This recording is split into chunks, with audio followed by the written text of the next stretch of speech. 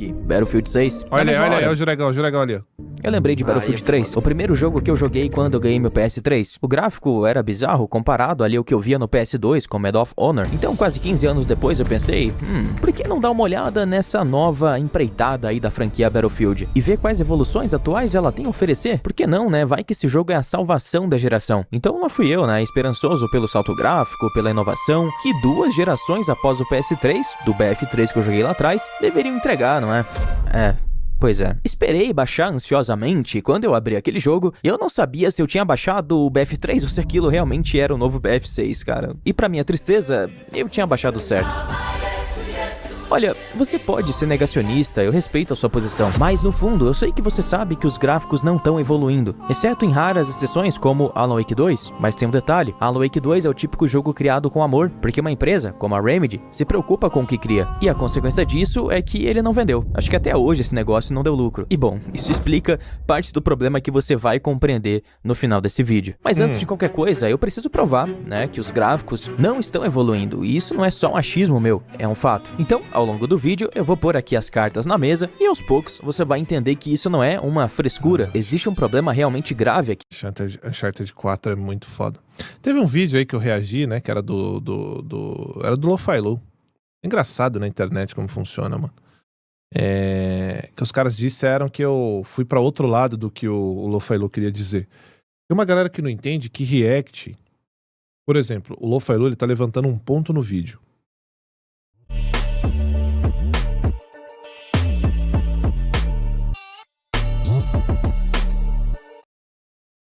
Se eu chegar aqui e não criar situações, o React fica um saco. Porque o ponto que ele está dizendo, ou eu vou responder, ou eu vou teorizar em cima dele, ou eu vou concordar, e acabou o vídeo. Então teve um vídeo que ele fez que era sobre espaço não só de armazenamento, mas também sobre o tamanho dos jogos, que cada vez também eles estavam ficando... que tá ficando maior ou menor, enfim, tanto faz. E a gente vai entrando em outras discussões, que nem o vídeo de ontem, né, que a gente discutiu sobre a intolerância.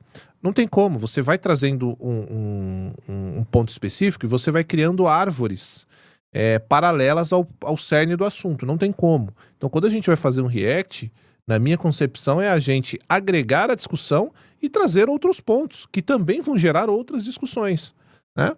Acho que isso que é o legal.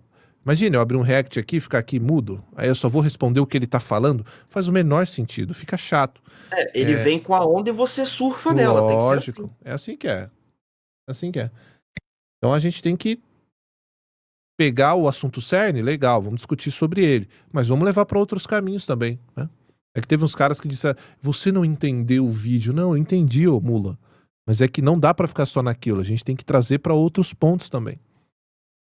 E isso, essa crítica, nada mais é do que uma reivindicação de um consumidor que sustenta essa indústria há mais de uma década, assim como você, e espera o mínimo de evolução. É só isso, é só isso, é só isso, é só isso, é só isso. Assim como eu evoluí disso pra isso daqui.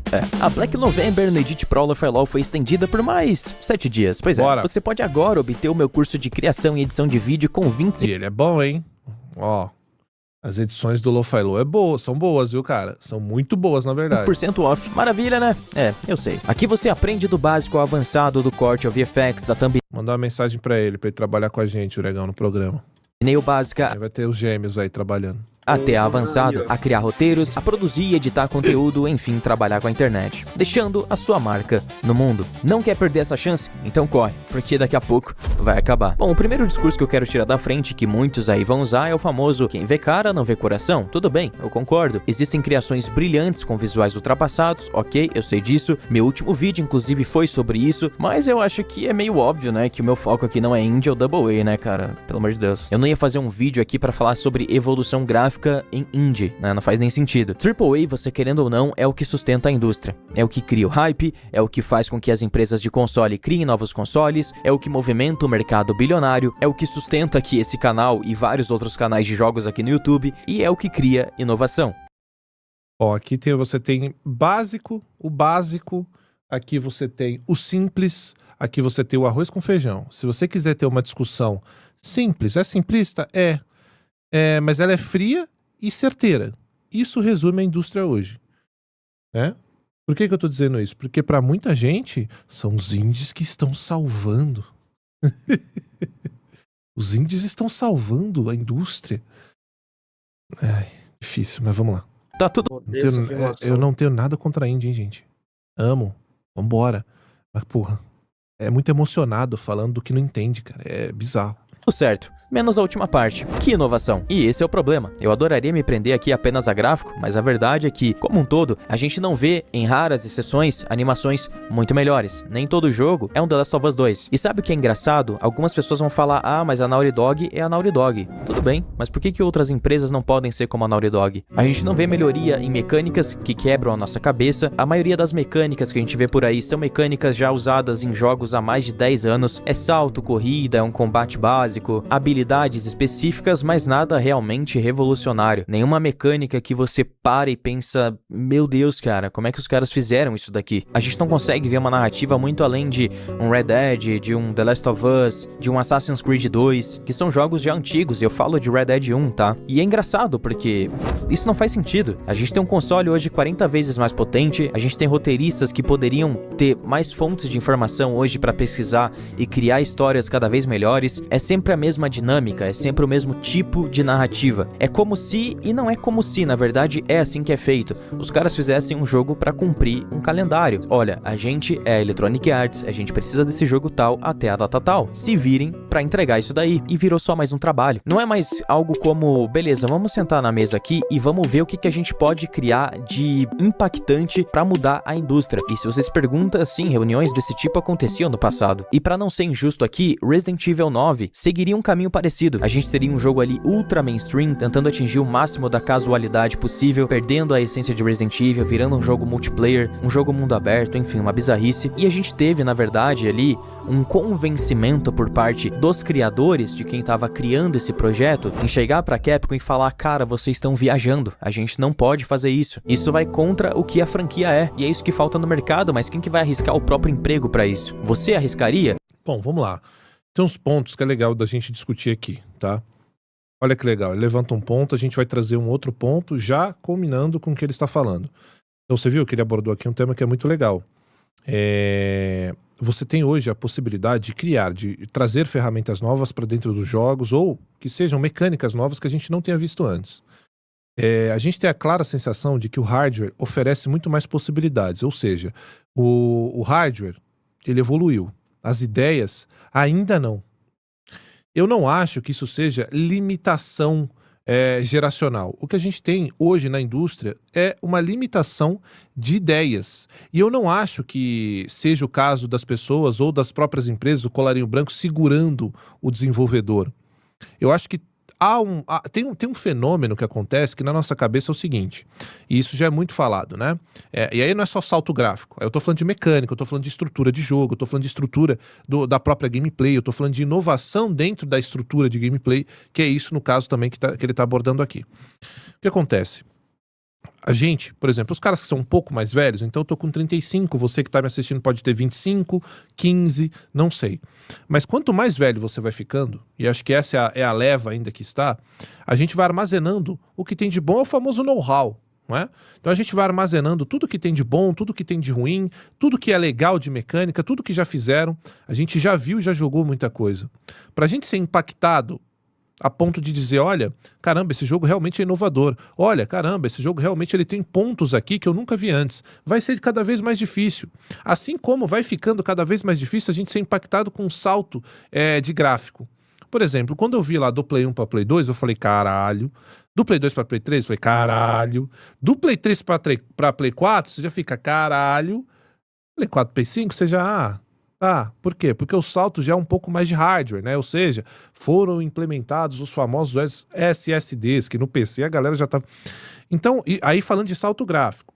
Falando de estrutura de gameplay, que é onde ali o indie consegue, né? E acho que aí a confusão de muita gente de achar que os indies estão salvando a indústria. Ali você tem mais permissível para que se crie coisas, mas ainda assim não tem tanta coisa que foge do comum. Né? A não ser pessoas que ainda não conheçam alguns estilos. Por exemplo, muito se falou que o próprio Clair Obscur, ele inovou pra caramba. Eu acho que ele traz um esquema diferente de jogos de turno. Ele é um jogo ponte. Ele é um jogo que vai pegar aquele cara que não tem muita proximidade com o jogo de turno, com batalha de turno, e vai trazer para outros jogos. Mas não necessariamente ele está evoluindo a classe. Porque ele já traz mecânicas que tinham em outros jogos. Ah, o parry dentro do jogo de turno. Isso já existiu. Existiram outros jogos que trouxeram essas mecânicas. Então acho que o fato da gente não entender e não perceber algumas coisas é porque a gente já viu muita coisa, tem muita coisa armazenada. Isso não é só uma limitação geracional, uma limitação de ideias que nesse momento a gente vive pelo fato de que muitos desenvolvedores hoje, né? Muitos desenvolvedores, muitas empresas, o que a gente, que nem o Stop tá falando, não acho que Claire inovou, mas popularizou. Isso é um ótimo termo. É ótimo, você populariza, assim como o Elden Ring popularizou o Souls pra muita gente. O Elden Ring foi porta de entrada pra muita gente que odiava o Souls-like, os jogos da From Software, pra jogar Dark Souls, pra jogar Demon Souls, pra jogar outras coisas do tipo. Mas enfim, eu perdi a linha que eu tava falando aqui, que eu li o comentário e perdi. Mas voltando, eu acho que tem muita confusão nisso de também às vezes aceitar que o momento que a gente vive é um momento de evolução de hardware. A gente está vivendo um momento onde as bigs elas estão focando justamente nessa evolução de hardware. Ah, mas olha, hoje temos espaço e muito espaço para que você tenha realmente inovações e evoluções em gameplay, né? Porque ele citou o Assassin's Creed, ele citou alguns jogos aqui que realmente, na época em que foram lançados, ainda tinham essas brechas para evoluções. Você imagina, cara, a gente pega o primeiro Assassin's Creed, ou o 2, né, que teve bastante inovação. De quando é o Assassin's Creed 2? 2000 e quê? Consegue ver aí, ô Juregão? A gente teve anos de mercado, a gente teve anos de indústria que olha, 2009. 2009, então vai lá, 2009, a gente tá em 2026 agora. Isso. Olha o tempo que a gente teve de indústria, de evolução, com indie inovando, com jogos AAA tentando inovar. Você pega, eu não sei, talvez eu esteja errado, mas eu acho que o último grande que inovou foi Death Stranding, ou eu tô louco? Um gameplay diferenciado, AAA? Death Stranding, né? Com uma gameplay que você pode achar que é simples. Ah, mas ele põe a mãozinha aqui, pois tem que controlar e tem que pôr... Mas ali é algo inovador. Você pode achar simples, mas é algo inovador. Acho que talvez tenha sido o último. Eu não me lembro aí de algum outro AAA que tenha inovado na sua gameplay, que tenha... Não me lembro. Mas é difícil, cara. É difícil porque a nossa mente ela já tá muito impactada com muita coisa. Vai ser difícil a gente olhar e às vezes tem. É uma coisa pequena, é um negocinho aqui, é uma mudança técnica pequena dentro daquela estrutura, é a forma que você abre o inventário, é a forma que o seu boneco traz uma movimentação diferente, é uma mecânica de mistura de itens diferentes. Às vezes essas pequenas evoluções também passam a olho nu, né? A gente não vê, mas tem. Então é difícil, porque o nosso cérebro ele já está acostumado com muita coisa, né? Mas eu acho que ele vai exemplificar melhor aqui o que ele espera, e seria legal, né? A gente entender o que cada um espera. Por exemplo, vocês do chat, o que vocês esperam de inovação dentro de estrutura de gameplay? O que vocês esperam? O que seria? Vamos lá, vamos tentar fazer esse exercício. O que seria uma gameplay inovadora hoje? Aí você pode falar assim pra mim: ah, mas aí é os desenvolvedores, são eles e tal. Então, mas aí é que tá. Esse é o pequeno passo, é a linha tênue entre o cara que faz a mudança no mercado, é o cara que bota um passo à frente, assim como, por exemplo, o Gears fez na sua época, né? Daquele estilo de câmera, daquele estilo de gameplay. Depois dali, muitos outros jogos fizeram parecido. Resident Evil 4, que é uma grande mudança na franquia. Você precisa desse toque de gênio. Você precisa desse cara. Você precisa desse desenvolvedor que vai dar esse toque diferente, e as pessoas depois, todas as bigs, vão tentar trazer para o jogo dela aquela perspectiva que fez sucesso. Só que para esse cara acontecer, é 1 em 1 milhão, é 1 em cada 20 anos, é 1 em cada... Para esse cara aparecer, não é toda hora que tem isso, né? Então às vezes a gente está esperando essas mudanças como se fosse, caiu uma maçã ali do pé. Já caiu outra. É difícil isso acontecer. Essa mudança grande, né? Essa mudança que a gente vê e fala: caralho, isso aqui vai mudar a indústria dos videogames. A partir de agora, muito jogo vai fazer isso, muito jogo vai trazer esse estilo aqui, porque caceta, isso aqui funcionou. É difícil, velho. Não é tão simples assim, né? Então a gente fica com essa sensação de que não está evoluindo. Mas sim, tem muita coisa pequena ali que está evoluindo. É que passa despercebido porque não é um negócio grandioso na nossa cara, estourando. É difícil, cara. Difícil. Galera que tá chegando aí do tiozão, tamo junto. Fala, tiozão. Ô, tiozão, você tá com a H2D aí, né? Peguei uma aqui também, ó. Bichinha é monstro, hein? Monstra. Tamo junto, tiozão. Pra mim, mundo aberto. DS inovou tanto na gameplay que virou hate. Exato, Perde jogo de turno, já tinha no Mario RPG, então. Pois é.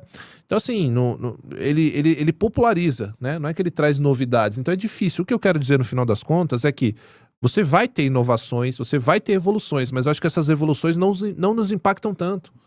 Não vão mais nos impactar tanto, né?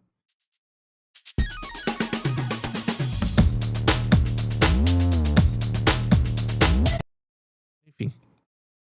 Eu não arriscaria, talvez. Ainda mais se eu tivesse uma família pra sustentar, ou um filho pra criar, não é uma coisa tão simples. E aquele jogo sai daquele jeito, porque foi feito de uma forma forçada, de uma forma a cumprir um prazo, a cumprir algo desse tipo. Então quem vê cara e não vê coração não cola aqui, esse discurso não vai colar aqui. Essa é uma resposta infantil demais para um problema que você sabe que existe, que sim, eu estou falando do gráfico, mas que também envolve toda a construção do jogo, infelizmente. Segundo ponto, comparação. Eu não preciso ir muito longe para provar que realmente os jogos não estão evoluindo. E você não precisa nem acreditar em mim. Se você simplesmente comparar qualquer coisa de 2014 a 2016 com 2019 a 2025, vai ver que isso é verdade. Não tem para onde você correr. Pensa. É isso. É exatamente isso que eu acabei de falar.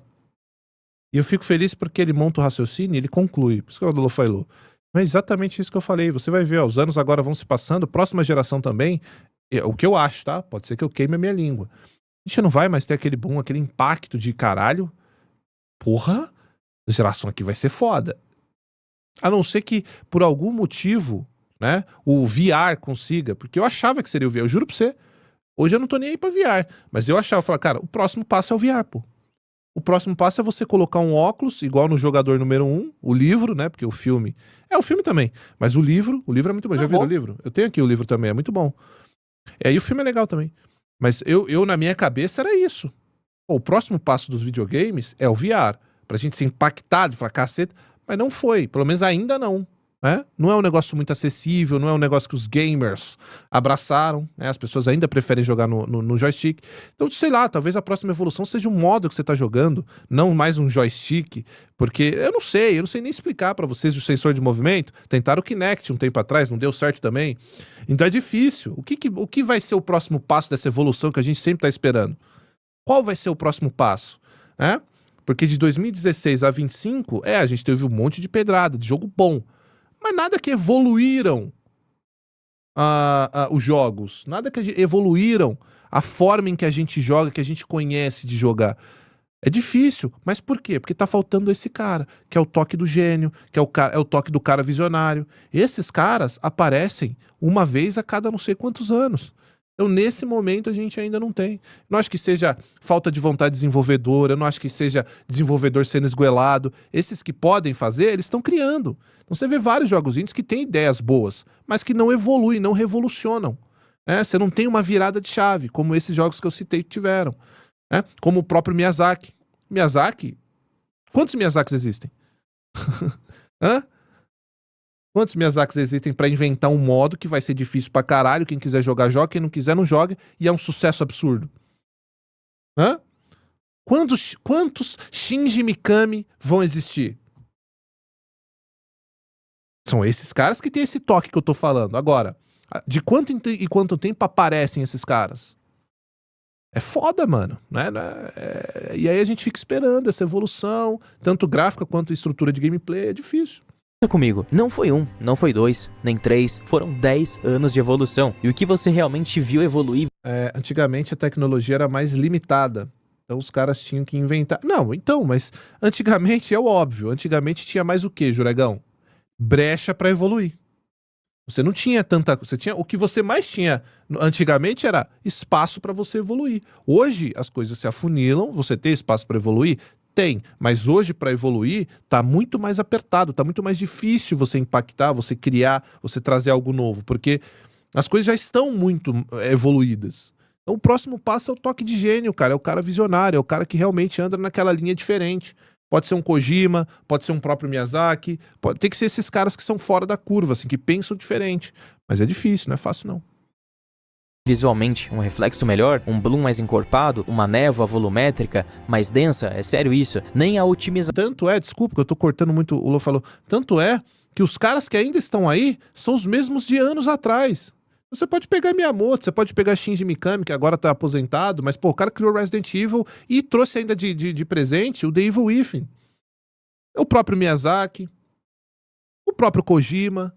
São esses caras que ainda estão aí. Quando esses caras morrerem, meu amigo, você vai ter que ver quem que vai surgir. Aí quem que tem potencial que tá hoje no mercado? Neil Druckmann? Não acho. Talvez o cara agora do Clair Obscur? Não sei quem que são. Quem que é a próxima leva de caras que vão realmente comandar, levar a indústria? Vocês têm isso em mente? Não tem, cara. Quem que são esses caras? Talvez esse cara ainda esteja no quartinho dele, lá nos Estados Unidos, aqui no Brasil, na Alemanha, na Polônia, criando o joguinho dele que ainda não fez sucesso. Mas não tem, você não tem vislumbre disso. Quem vão ser esses caras? Isso. A situação evoluiu, a gente tem jogos cada vez menos otimizados, então você entende como não só travou a indústria, mas em alguns casos, por incrível que pareça, involuiu, o que não faz realmente nenhum sentido. A Unreal Engine, na sua apresentação, prometia revolucionar o mundo. Aquela demo de Matrix deixou todo mundo abismado. E cadê aquilo lá? Qual estúdio realmente criou um jogo como é aquela demo do Matrix? Eu respondo pra você, nenhum foi capaz de criar aquilo lá que a gente viu. Você pega o Spider-Man 2 e é literalmente o mesmo gráfico de Spider-Man 1. Você pega o Ghost of Tsushima, pega Ghost of Yotei, você não vê grandes evoluções. Ah, cuidado, hein, Lofailu. Vão falar que você é hater.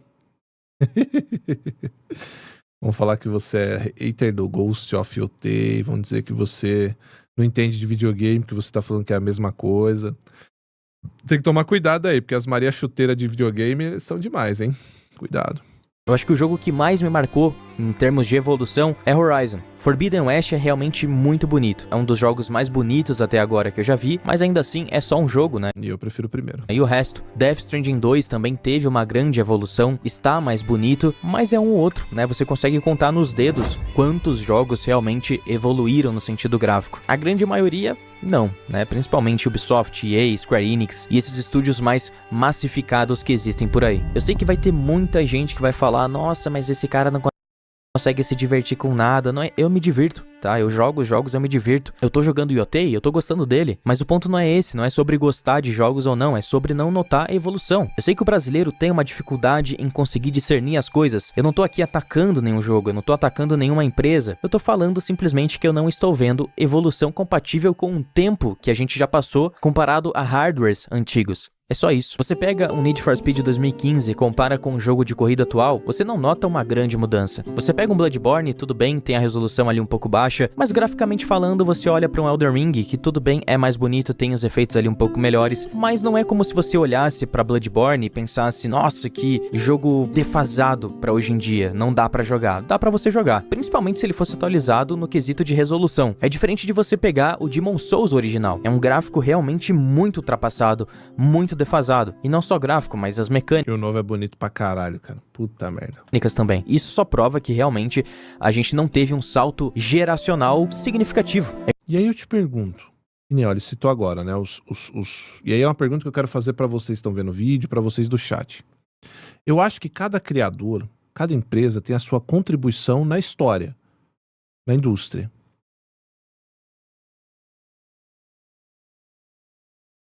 O Miyazaki já não contribuiu pra caralho, não? É lógico que eu quero mais, tá? Eu quero um Bloodborne 2, eu quero... Porra, se tiver inovação que vai fazer melhoria dentro... Não tô dizendo que não precisa, tá? Não quero dizer que... Mas o Miyazaki já fez esse papel, né?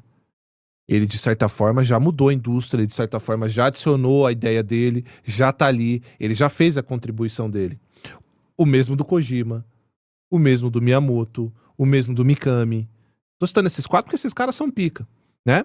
De quem que a gente tem que cobrar essa mudança aí? Né? Por exemplo, querendo ou não, eu posso dizer que a Santa Mônica fez a parte dela no mundo do hack and slash, né? A gente tem que cobrar quem ainda não fez. Antes eu achava muita frescura ficar se vestindo bem pros treinos. Porque olha como é que Rapáligo treinava.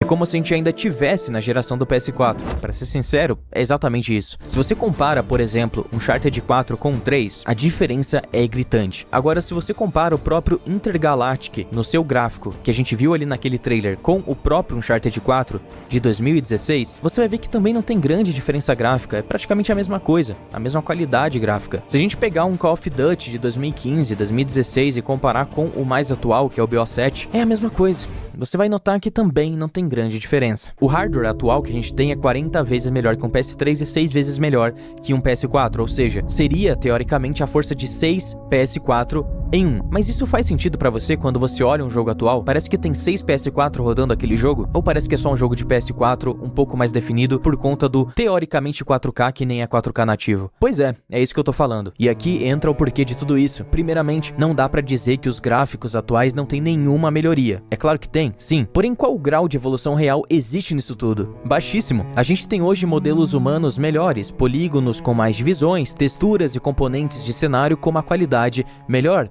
Mas isso é a evolução. Vê, é exatamente o que a gente está trocando ideia.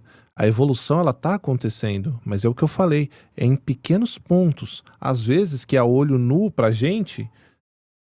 E, gente, eu tô falando isso porque eu converso com um desenvolvedor de empresa realmente grande, tá? Não converso porque eu tenho um amigo que é desenvolvedor de um jogo que ele colocou na Steam. Eu converso com a galera grande, com os caras pica. E não é só com Grassetti, não. Tá? Eu falo com a galera pica. E os caras me falam exatamente isso que eu tô falando pra vocês.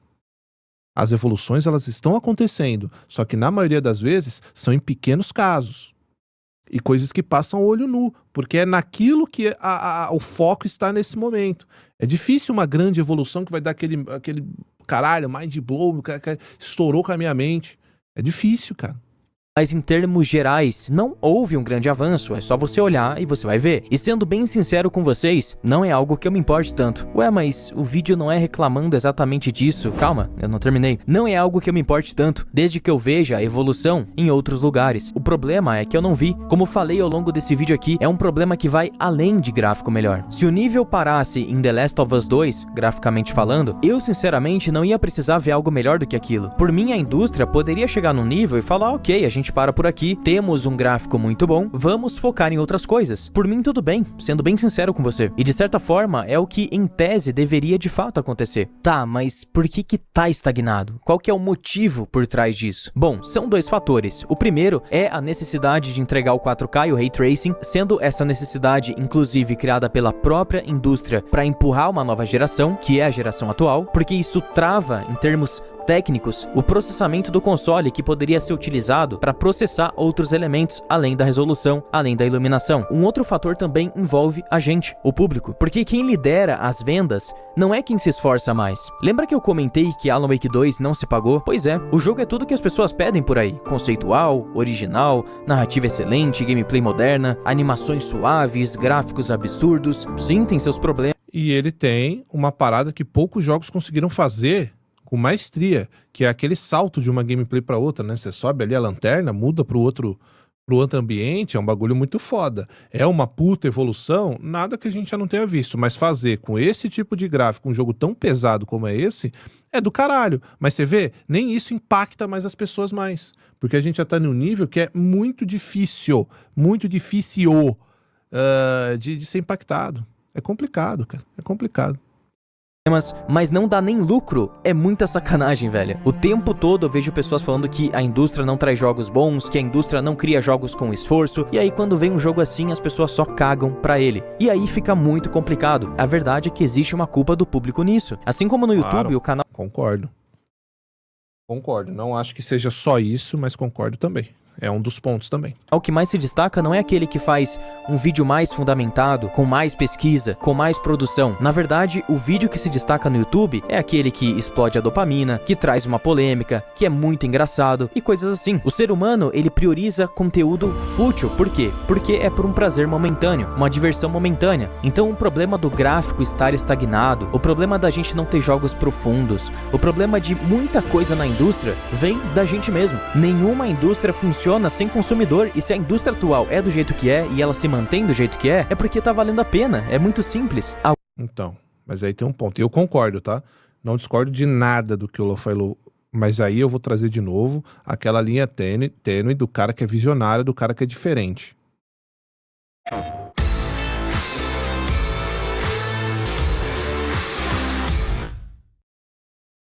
O cara que é visionário, ele é diferente, ele vai passar por cima de tudo que está acontecendo na indústria agora, porque ele sabe que mesmo fazendo um jogo com real evolução, ele vai derrubar todo esse conteúdo de dopamina, barato, fútil, e vai conseguir fazer uma revolução dentro da nossa indústria.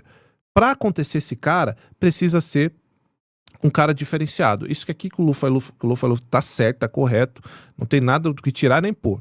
Tá corretíssimo. O público também gosta de lixo. A gente vê jogador de FIFA até hoje perdendo dinheiro. E vagabundo socado em COD, um monte de jogo multiplayer lixo. Isso é um fato.